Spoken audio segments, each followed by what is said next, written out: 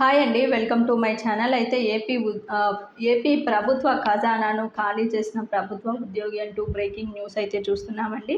మీరైతే వీడియోని ఎక్కడా కూడా స్కిప్ చేయకుండా ఎండ్ వరకు అయితే చూసేయండి. వీడియో నచ్చినట్లయితే తప్పకుండా లైక్ చేయండి, షేర్ చేయండి.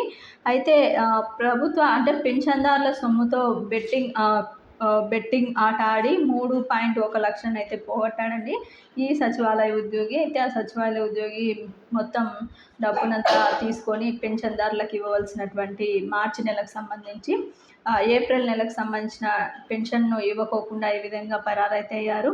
మొత్తానికైతే విజయవాడ మధురా నగర్కి సంబంధించిన 204 వార్డు సచివాలయానికి అడ్మిన్ సెక్రటరీగా అయితే పనిచేస్తున్నారండి. ఈయన పేరు వచ్చేసి ఊటుకూరు నాగమల్లి.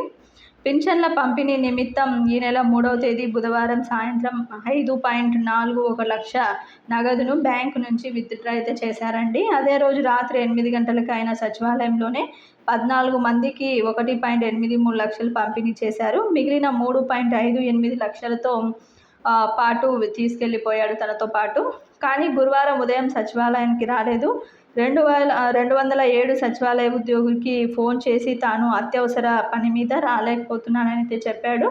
ఇక తన పింఛన్దారులకి కూడా పెన్షన్ ఇవ్వాలని కోరారు.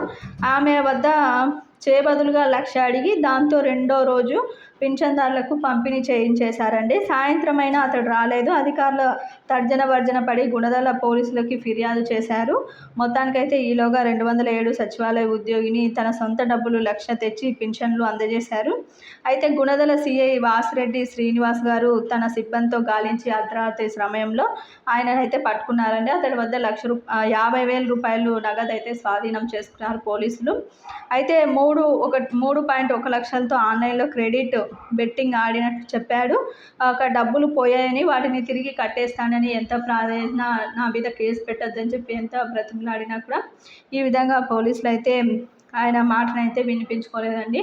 మొత్తానికి ఆయన పైన కేసు అయితే నమోదు చేశారు. మొత్తానికి పెన్షన్దారులు వాపోతున్నట్లయితే మాకు ఇంకా పెన్షన్ రాలేదని ఈ విధంగా ఆయన పోగొట్టాడు అని చెప్పి వారికైతే ఆగ్రహం వ్యక్తం చేస్తున్న పెన్షన్దారులకైతే సర్ది చెప్పి అయితే ఎస్ఐ అయితే పంపించడం అయితే జరిగింది. ఈ విధంగా ప్రభుత్వ డబ్బులనైతే ఈ విధంగా చేయడం అయితే అందరు ఉద్యోగులకి ఇదొక మచ్చలాగైతే తీసుకొని వచ్చారండి. ఈ ప్రభుత్వ ఉద్యోగి ఈ విధంగా ప్రభుత్వ ఖజానాకే కన్నం వేయడం అయితే జరిగింది.